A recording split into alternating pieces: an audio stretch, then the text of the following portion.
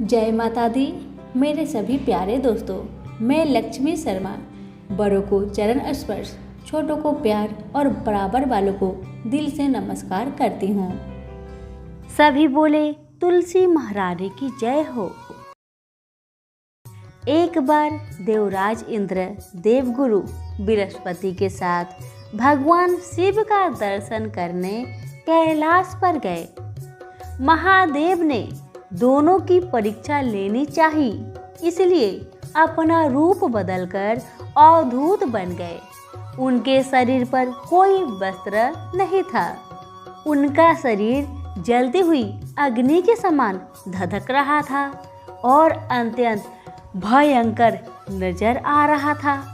अवधूत दोनों के रास्ते में खड़े हो गए। इंद्र ने एक विचित्र पुरुष को रास्ते में खड़े देखा तो चौंक गए। इंद्र को देवराज होने का गर्व था। उन्होंने उस भयंकर पुरुष से पूछा कि तुम कौन हो? भगवान शिव अभी कैलाश पर विराज रहे हैं या कहीं भ्रमण कर रहे हैं? हम लोग उनके दर्शन के लिए आए हैं। इंद्र ने कई प्रश्न की, लेकिन वह पुरुष योगियों के समान मौन ही रहे। इंद्र को लगा कि एक साधारण प्राणी उनका अपमान कर रहा है। उनके मन में देवराज होने का अहंकार उपजा जो क्रोध में बदल गया। इंद्र ने कहा, मेरे बराबर अनुरोध पर भी तू कुछ नहीं बोलकर मेरा अपमान कर रहा है। मैं तुझे अभी दंड देता हूँ। ऐसा कहकर इंद्र ने वज्र उठा लिया।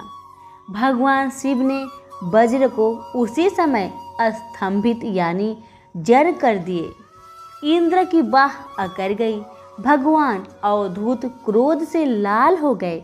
बृहस्पति उनके चेहरे पर आई क्रोध की ज्वाला को देखकर समझ गए कि ऐसा प्रचंड स्वरूप महादेव के अतिरिक्त किसी का नहीं हो सकता। अब तो बृहस्पति जी समझ गए यही महादेव हैं। बृहस्पति जी शिव स्तुति गाने लगे। उन्होंने इंद्र को भी महादेव के चरणों में लेटा दिए और बोले, प्रभु इंद्र आपकी चरणों में पड़े हैं, आपके शरणागत है। आपके ललाट से प्रकट अग्नि इंद्र को जलाने को बढ़ रही है। हम शरणागतों की रक्षा करें। बृहस्पति ने विनती की, प्रभु भक्तों पर आपकी सदा कृपा बरसती है।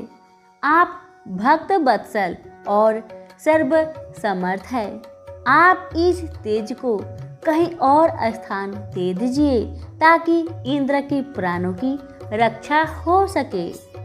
भगवान रुद्र ने कहा, बृहस्पति मैं तुम पर प्रसन्न हूँ। इंद्र को जीवन दान देने के कारण तुम्हारा एक नाम जीव भी होगा।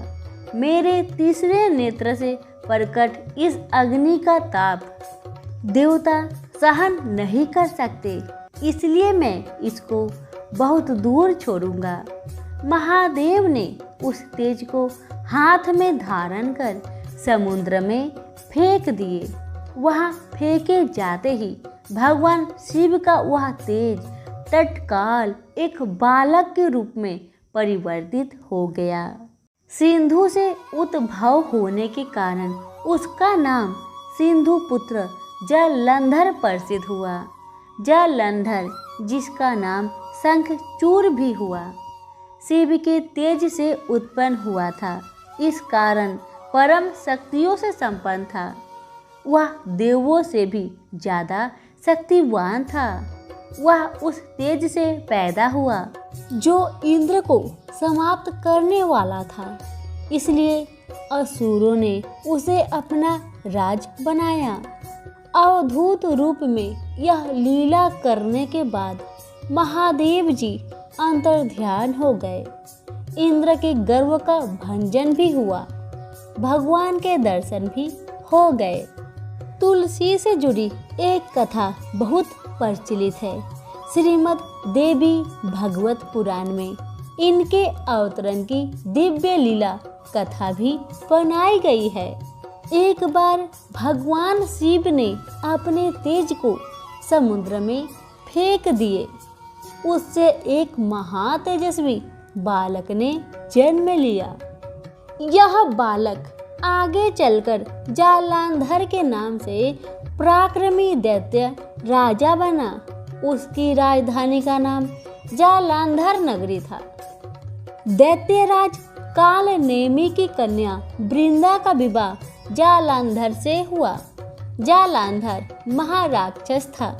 अपनी सत्ता के मद में चोर उसने माता लक्ष्मी को पाने की कामना से युद्ध किया, परंतु समुद्र से ही उत्पन्न होने के कारण माता लक्ष्मी ने उसे अपना भाई के रूप में स्वीकार किया। वहां से पराजित होकर वह देवी पार्वती को पाने की लालसा से कैलाश पर्वत पर गया। भगवान देवाधिदेव शिव का ही रूप धर जालंधर माता पार्वती के समीप गया, परंतु मां ने अपनी योग बल से उसे तुरंत पहचान लिया तथा वहां से माता अंतर ध्यान हो गई।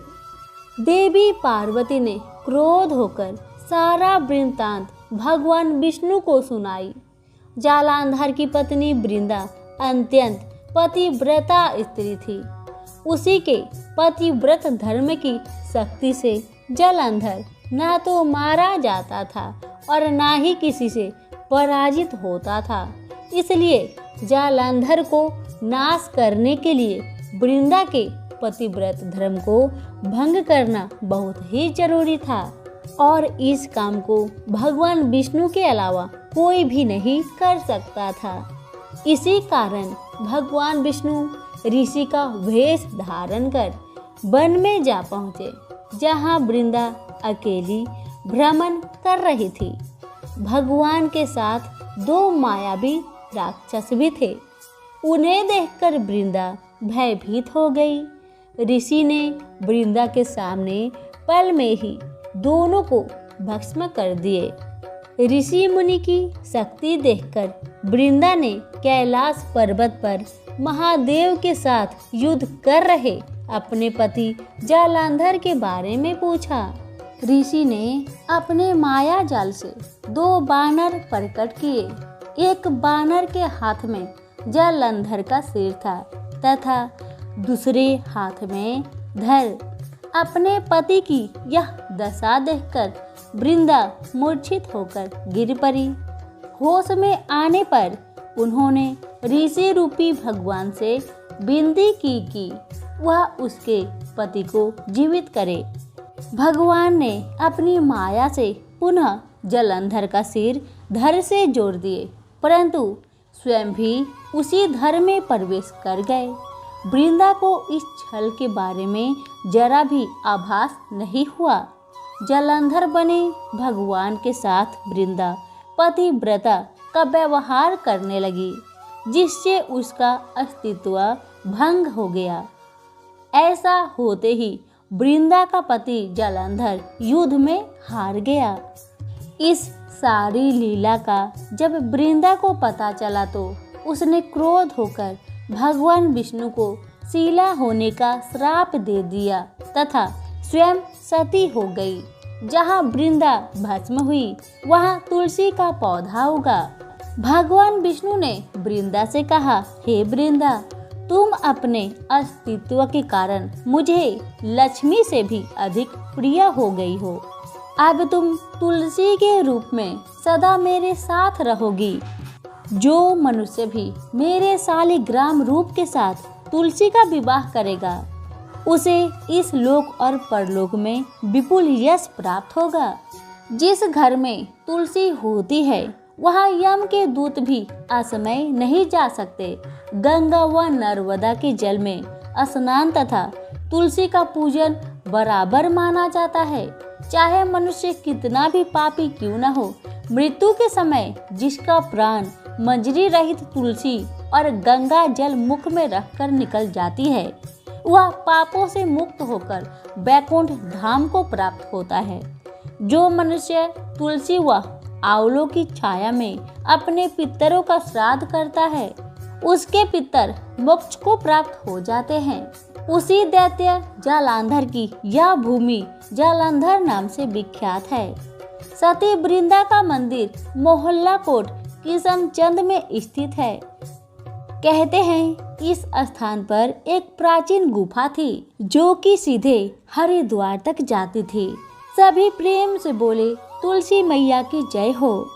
कथा पसंद आने पर लाइक शेयर कमेंट जरूर करें। धन्यवाद।